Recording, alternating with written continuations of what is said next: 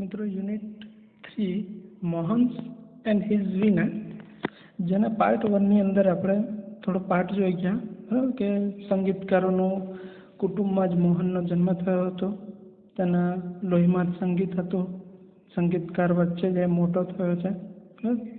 તેને શરૂઆતમાં કંઠ એટલે કે મોઢેથી ગાઈને સંગીતની તાલીમ લીધી. ત્યારબાદ વાયોલિન પર વગાડ્યું. એણે 3 વર્ષ સુધી વાયોલિન વગાડ્યું. પછી એક જર્મન સ્ત્રી તેના પિતા પાસે સંગીત શીખવા માટે આવી તો ગિટાર તે વખતે તેમના જીવનમાં પ્રવેશ્યું અને તેમને પોતાની જાતે જ કીધું હતું કે હવેથી મારા જીવનમાં અન્ય કોઈ વાદ્ય નહીં, હું તો ફક્ત ગિટાર જ વગાડવા ઈચ્છું છું. આવું મોહને પોતાની જાતને કીધું.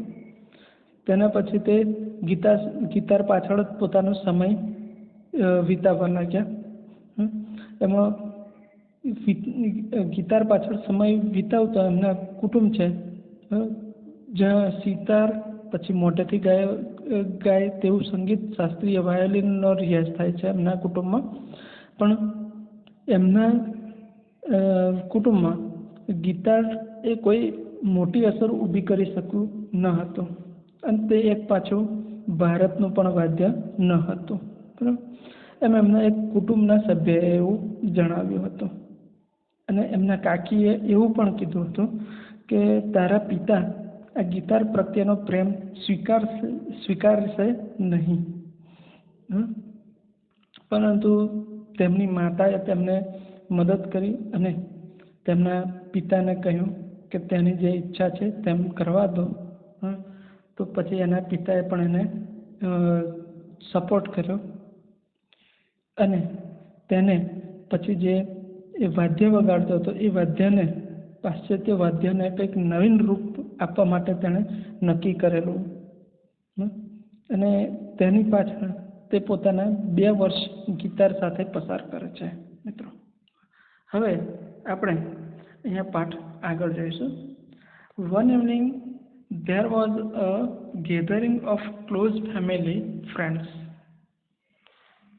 અહીંયા વન ઇવનિંગ એટલે કે એક સાંજે, ગેધરિંગ એટલે કે સભા ભરવી, મેળાવડો થવો. ક્લોઝ ફેમિલી ફ્રેન્ડ્સ અને જે નજીકના કુટુંબના જે મિત્રો હતા તે ભેગા થયા.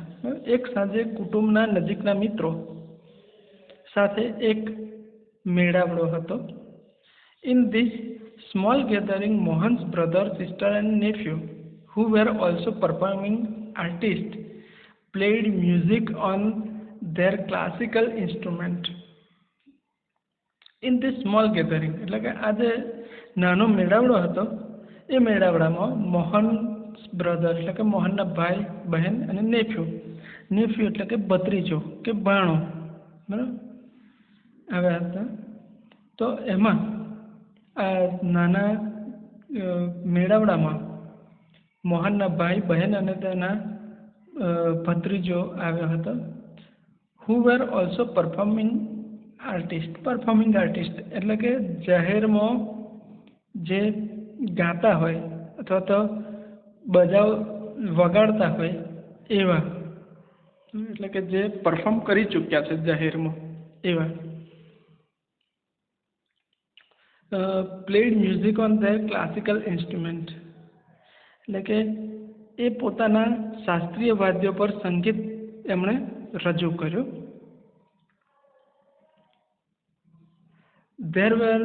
There was a great appropriation એટલે કે વખાણ. તે વખતે ઘણા મોટા વખાણ થયા. મોહન ટુ એક્સપ્રેસ હિઝ વિશ ટુ પરફોર્મ.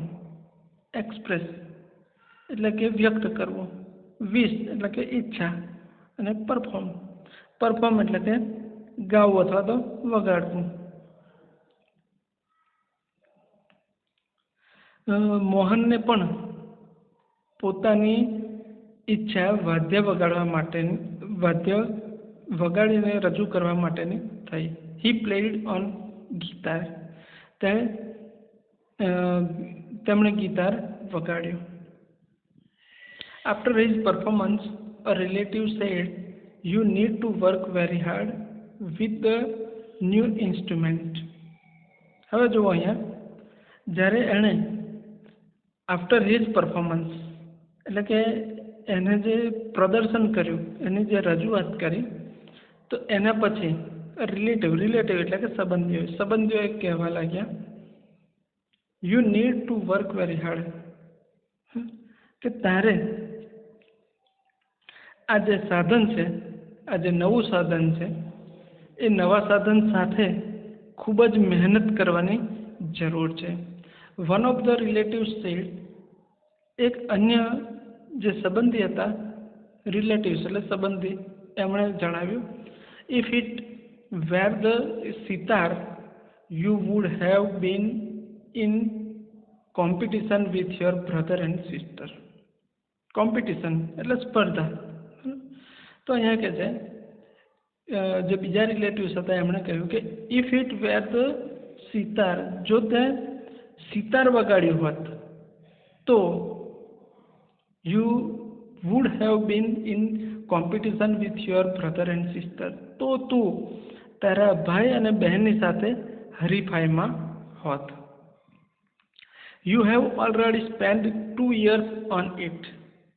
સ્પેન્ડ એટલે વિતાવવું, બરાબર. ઓલરેડી એટલે ખરેખર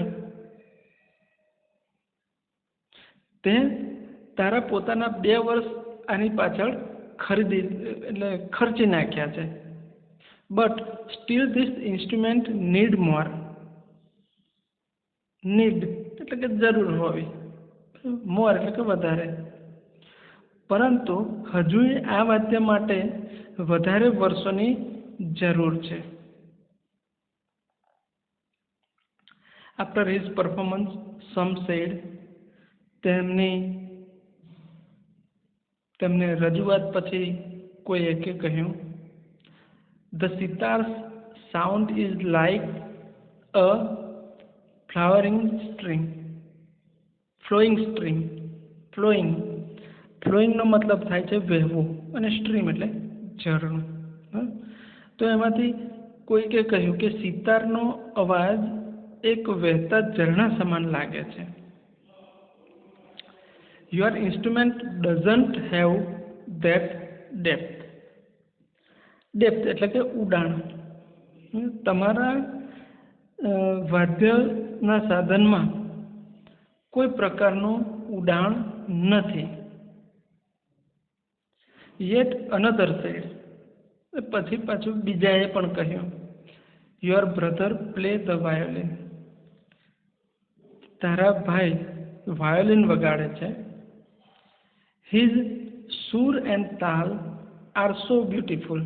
તેમના સૂર અને તાલ એ કેટલા સુંદર હોય છે. What are you doing with this instrument. તમે આ વાદ્યને લઈ શું કરી રહ્યા છો? Mohan was depressed and cried for the whole night. Mohan depress એટલે કે નિરાશ થઈ ગયો, અને ક્રાઇડ એટલે રડવો. હોલ નાઇટ એટલે આખી રાત.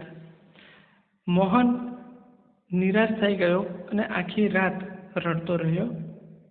હી had already given years of his to this instrument. Already એટલે ક્યાર નહીં, ગિવન એટલે આપવું. તેણે પોતે પોતાના જીવનના 2 વર્ષો આ વાદ્ય માટે ક્યારનાય સમર્પિત કરી દીધેલ છે. એટલે કે 2 વર્ષ એણે આની પાછળ પોતાના ખર્ચ દીધેલ છે. બટ ફ્રોમ ધ હાર્ટ, પરંતુ હૃદયથી, આઈ એમ મેડ ફોર ગિટાર. હું ગિટાર માટે બનેલો છું. There is no instrument for but he thought. હવે અહીંયા જુઓ, અહીંયા કે છે, પરંતુ હૃદયથી હું ગિટાર માટે બનેલો છું. ગિટાર સિવાય મારા માટે અન્ય કોઈ બીજું વાદ્ય નથી. આવું તેણે વિચાર્યું. This instrument will become my face to the world. એવું કહે છે અહીંયા કે ઇન્સ્ટ્રુમેન્ટ બીકમ એટલે થવું, my face to the world એટલે ઓળખાણ બને. બરાબર, એટલે કે આ વાદ્ય જ મારા માટે દુનિયામાં મારી ઓળખ બની જશે. આઈ એમ શ્યોર એટલે કે મને ખાતરી છે. I am going to make it big એટલે કે હું તેને વધુ ને વધુ ઊંચાઈએ લઈ જઈશ. વેરી બિગ એટલે ઘણું ઊંચું.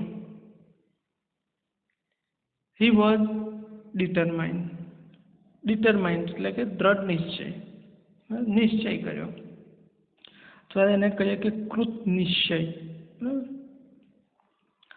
એટલે મને અહીંયા આખું જુઓ કે આ વાદ્ય જ મારા માટે દુનિયામાં મારી ઓળખ બની જશે, અને મને ખાતરી છે કે હું તેને વધુ ને વધુ ઊંચાઈએ લઈ જઈશ. એવો અને તેઓ આવો દ્રઢ નિશ્ચય કરે છે, એટલે દ્રઢ નિશ્ચય બને છે. This experience took place when Mohan was only 16 years of age. આજે મોહન એ ફક્ત 16 વર્ષની ઉંમરના હતા ત્યારે તેને આવો અનુભવ થયો હતો. It was the turning point of his life, અને આ તેના જીવનનો ટર્નિંગ પોઈન્ટ એટલે કે પરિવર્તનનો તબક્કો હતો. મોહન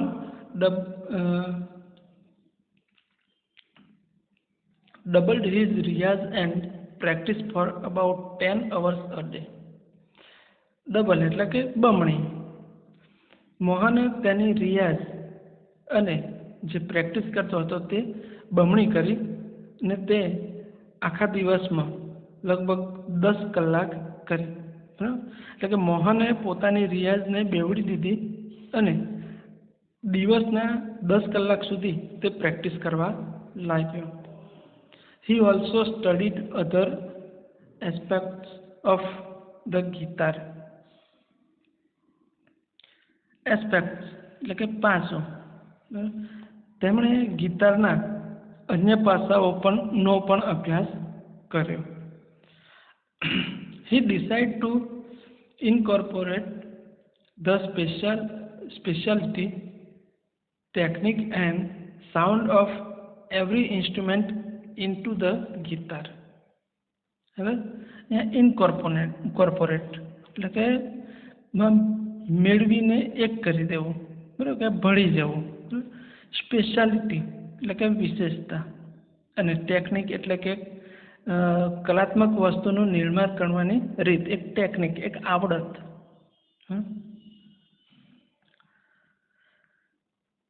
તો હવે અહીંયા જુઓ,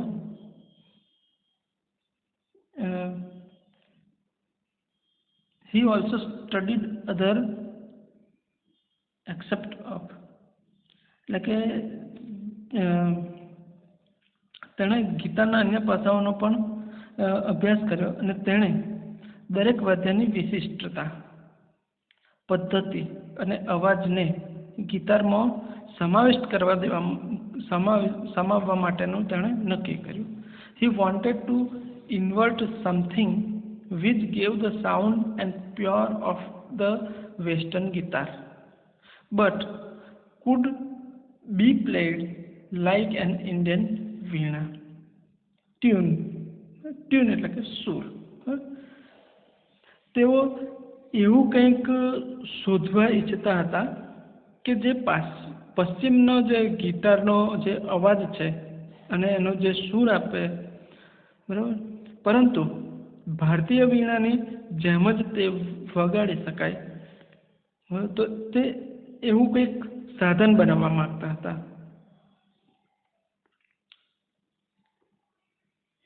Not only the sound that my instrument produce is important.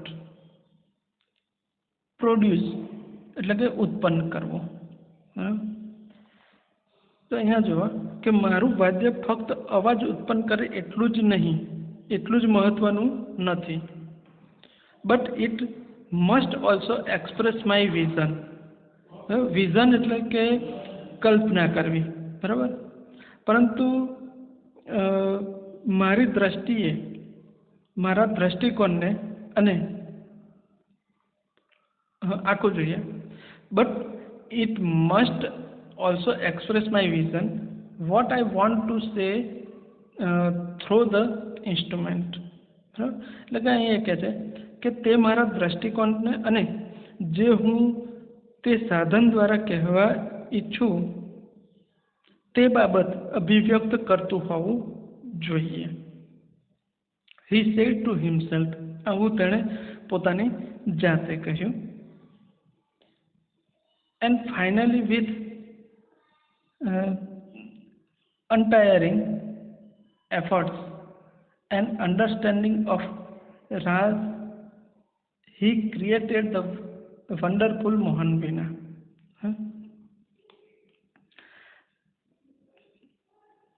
તેણે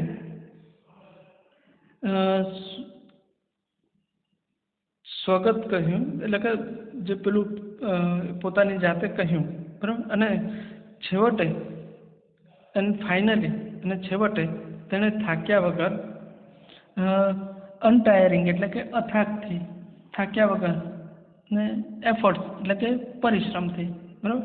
છેવટે તે થાક્યા વગર પોતાના પરિશ્રમથી અને રાગની સમજણ સાથે તેમણે અદ્ભુત વીણાની રચના કરી, બરાબર. ક્રિએટ એટલે કે રચના કરવી, વન્ડરફુલ એટલે કે અદ્ભુત, અને અન્ડરસ્ટેન્ડિંગ એટલે કે પોતાની સમજણથી. Today the world known Mohan as Pandit Vishwa Mohan Bhatt, winner of a Grammy award. આજે આખી દુનિયા આ મોહનને પંડિત વિશ્વ મોહન ભટ્ટ તરીકે ઓળખે છે, જે ગ્રેમી એવોર્ડના વિજેતા પણ છે. I just follow her passion and here I am, said Mohan at the award ceremony 1993. Ceremony એટલે કે સમારંભ, બરાબર. કે મેં ફક્ત મારા હૃદયની લાગણીઓને જ અનુસરીને હવે અહીંયા છું. આવું 1913માં પારિતોષિક જે એવોર્ડ એનાયત થતો હતો, તો એમાં મોહને જણાવ્યું. તો અહીંયા આપણો યુનિટ 3 પૂરો થાય છે, અને તમારે યુનિટ 3ના જે સ્પેલિંગો છે એ સ્પેલિંગો તમારે નોટબુક્સમાં લખવાના રહેશે.